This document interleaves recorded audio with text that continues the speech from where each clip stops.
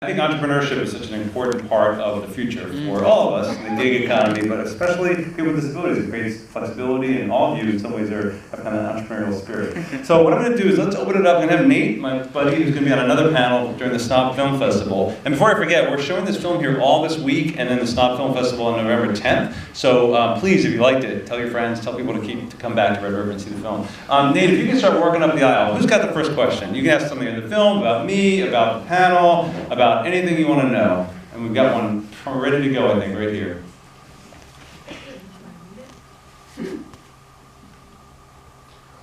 How did you arrive at those three people? Good question. How did I arrive at those three people? So, I've been doing documentary work about 30 years now, or journalism for the Monitor for 20 years, Concord Monitor now, film for 10. The most important thing is finding the right people to do for a story. This is the most important thing. So Micah I've known for 6 or 7 years, and he's been a friend and somebody I've known his family, maybe even longer, 7 or 8 years. So when I knew I wanted to do this film, I thought, well, he's great. What a paradigm shifter, right? Here's this guy that is in college and thriving and has all these friends who are doctoral students and a 40 IQ, you know, which would have been called profoundly intellectually disabled, just strictly by the label. So he was great. And then I thought, well, I also want to show high school, because so much of inclusion tends to fall off, especially in high school. I mean, we do it badly, and sometimes well, but we do it more bad than good around this country when it comes to inclusion in K through 12. But high school seems to be the place where it happens the least well. And so I knew about the Henderson School in Boston for years, and so I went to the principal and said, can you introduce me to some people? She introduced me to Naieer, and I was immediately just taken with him for so many reasons, hopefully you can see. And then his family was amazing. I mean, his parents, especially, I didn't get to know his sisters quite as well, but his parents are just remarkable. And so they were great. The hardest one was actually Naomie, because I knew I had the college and high school environments covered. But I knew I wanted to do employment, because it's a huge issue for people with disabilities, right, finding jobs. And I wanted to find a woman, because I already had 2 guys on board. I wanted it to be in New England, so I could go back and forth pretty quickly. I wanted to have someone with Down syndrome in the film, because it's a huge part of the intellectual disability community. I like diversity in my film, so I was preferring someone that was non-white. And I wanted someone who was transitioning from a sheltered workshop into paid integrated employment. And that was really hard to find, all those things in one person. So I just researched and networked and walked around for many minutes, or talked to a lot of people over months, and found Naomie. So it was a very kind of conscious process of finding the right people. All right, who's got another question or comment? I know many of you, and I know you're not shy people, so we're going to make you guys ask a question. Just raise your hand. Here we go. Michelle, thank you. How is New Hampshire as a state doing with employing people with disabilities compared to the rest of the country? So how's New Hampshire doing as a state employment? Does anybody have a feeling for that? Have you guys applied for jobs and had any experience with that?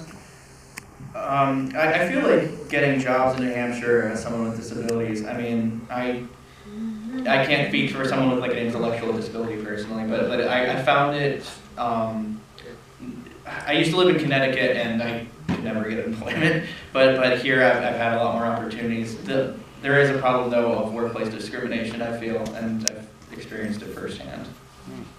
Anybody else want to add to that?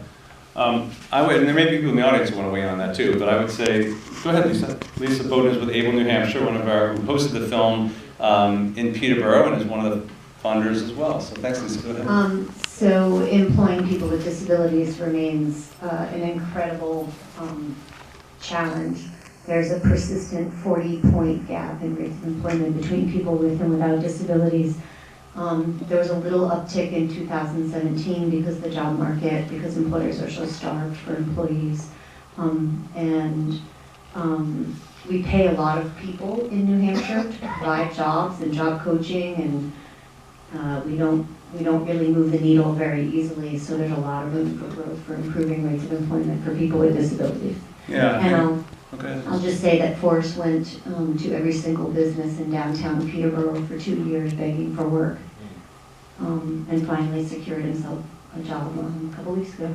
Yeah, thanks. And I'll just, you can find another hand, Nate, and I'm going to just answer a little more of that question. So, 2 other thoughts. One is that high school experience for paid employment is absolutely critical for future employment. There's stats that show that if you're a young adult with a disability and you have a paid job in high school, and one other factor they found in the study, paid job in high school and regular household chores, curiously enough, those two factors led to a 75% chance that you have paid employment as an adult. If you don't have paid employment and you don't have household chores, but I think paid employment is the big one, you have a 25% chance of finding paid employment as an adult. So it's critical, you know, and there's a lot of ups and downs in New Hampshire. I mean, vocational rehabilitation, the whole mission is to help people find employment, and that whole agency's been really in uproar recently. We're on some funding issues. So there's a lot, you know, it takes good leadership too at the state level.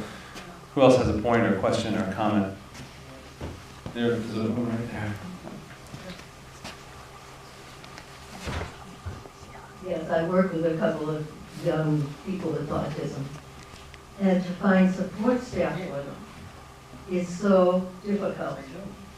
I see one has some really good support. One person is working wonderfully with him, and the other one just struggles. And I really feel the person working with him right now is losing him. And I've tried to alert the parents to it.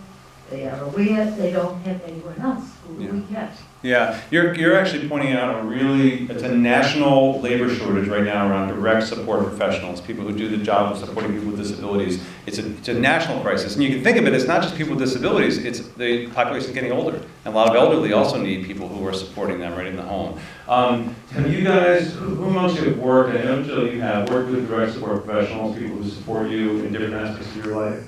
Have you, Forrest? Yeah, I've had a roommate at Jones who was a direct support professional, used to be my transportation person for a while, and now he's holding the fort down until I get back. Excellent. So, and do you interview your own and hire and take an active role in hiring your own people that work for you in that way? Well, first of all, when I first got my job at Brazil, is that I came and I had to fill out an application there. I got the interview, and then I got paperwork and I filled it out, and then I just got started. So you're doing a lot of it independently. Yes. You're moving great. Jill, do you want to say anything about? I know you have a great professional knowledge.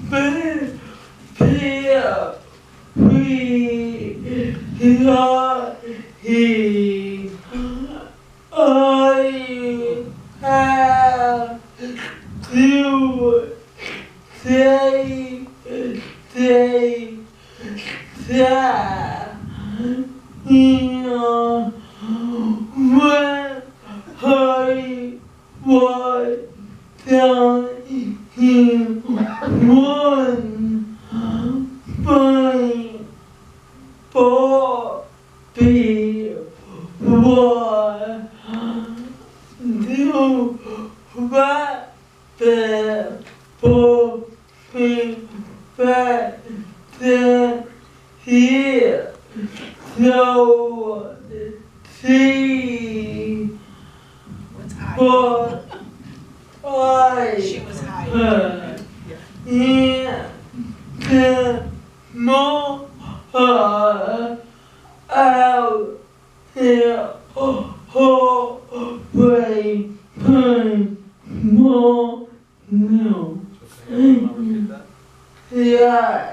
I can repeat it, Jill.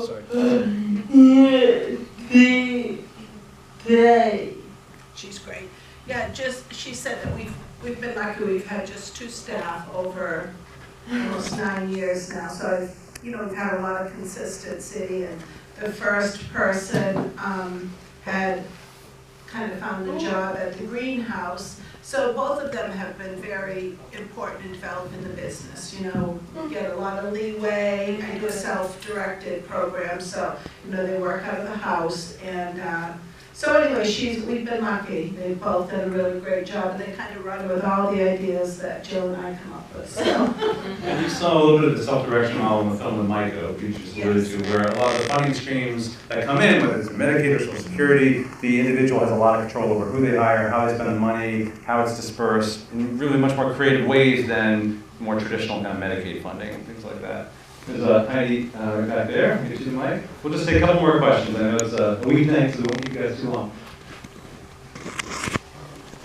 Thanks, Dave. I just wanted to kind of piggyback on your comment about how difficult it is to find really high-quality direct support professionals, and I think you have some great tips. I also wanted to point out the scene in the movie with Naomie, where there was a group that was mapping around building social capital. That's a great strategy for also looking for direct support professionals. And so really, pulling together a circle of support to brainstorm who has had really good relationships and strong support in the past. I know with many of the families that I've worked with, some of the best direct support professionals have been through past relationships, right? Like a classmate or a friend of, somebody's parent, those personal connections. When we start to look back over people's histories and when they felt really empowered and good about themselves and the relationships,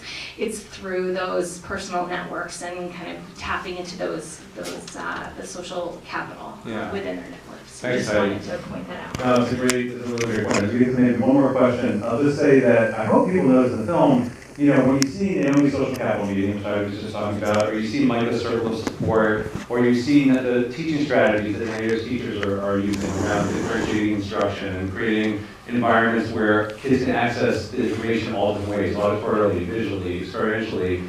Does any of that specifically cost money? Not necessarily, it's strategies. Of course you need staff, and of course you need buildings, and of course you need people to do the jobs.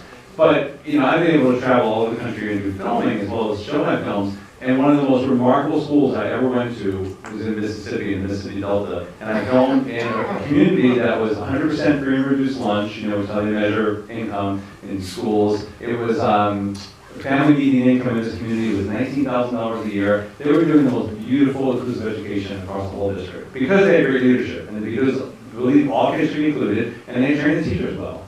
And so I think I just hope people see that, because often people say, we just don't have the money to do this. I think very little of what you saw in this film was specifically about pouring additional resources in. It was about strategies, it was about high expectations, about presuming competence, and it was about collaboration and family involvement and self-determination. I mean, those are the themes that I hope come through. Go ahead. Yeah.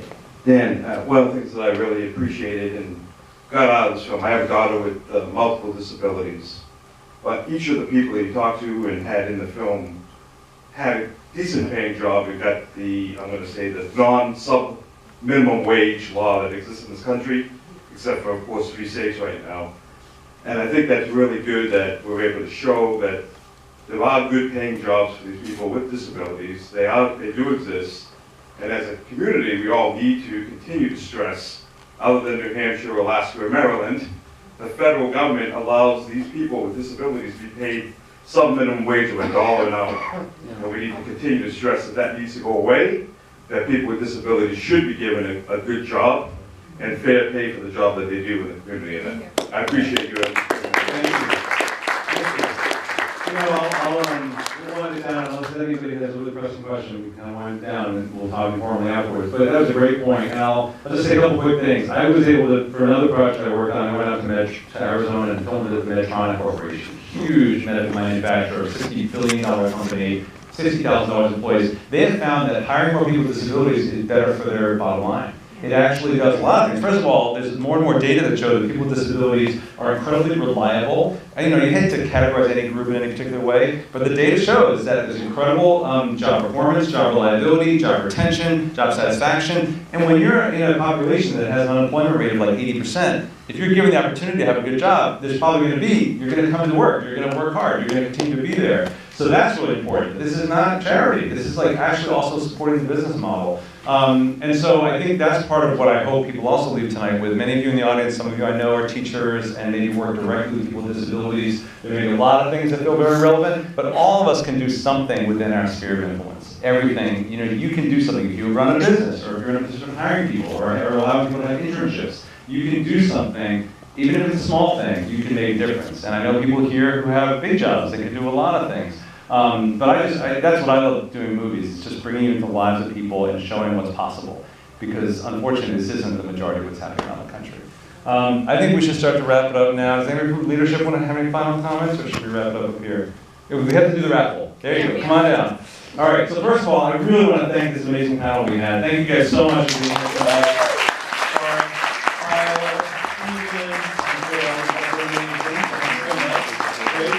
How would you let these guys pick raffle numbers? Sure. All right. Wait, hold on, I have raffle tickets too. You are eligible. No cheating. All right, so Forrest. Thanks, Nate. Hold on one second until we figure out what All is right. first. What do you want to do first? Well, why don't we do the... So what are we doing now? We're giving out 2 education kits to Intelligent Lives. So this is the first that are value of $145. So this is a nice little thing. We haven't released the individual film yet, just the education kit. And if people are interested in hosting a screening anywhere in the country, anywhere in New Hampshire, reach out to me, because we're making it possible to show the film everywhere. All right, Forrest has one for the education kit, and his number 39385. Got it? 3938. So we're just going to keep moving, I think, right? And you got the number. Come on down and get your... Anybody looking? All right, let's do the next one. Did you get it?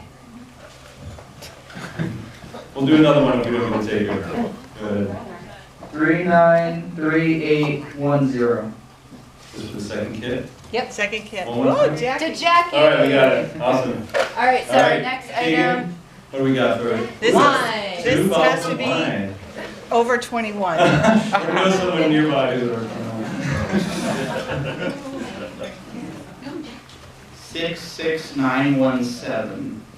66917. All right, that's the wine. We'll get Jill to do one, and then we'll come back when we need to. How many do we have total? Like 5 or 6? 66917? 66917. Going once, going twice. All right. Wait, do we have anyone? No, There should be 6 numbers. Can you say the name again, the number again? 6669117. 666-917. All right, we got a winner. Oh, sorry. Awesome. All right, Jill. This is the beauty salon. Beauty salon. All right. Is that from Jill's business? Or, No. Okay. All right.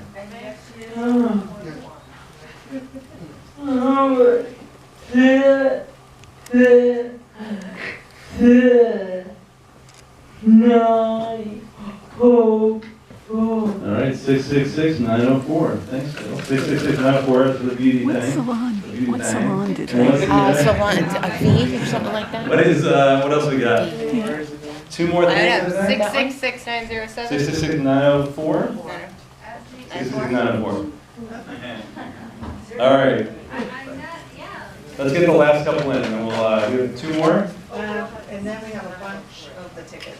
Okay. This is the beer over 21. Okay. So who won the Mary Sue in the back? Awesome. All right.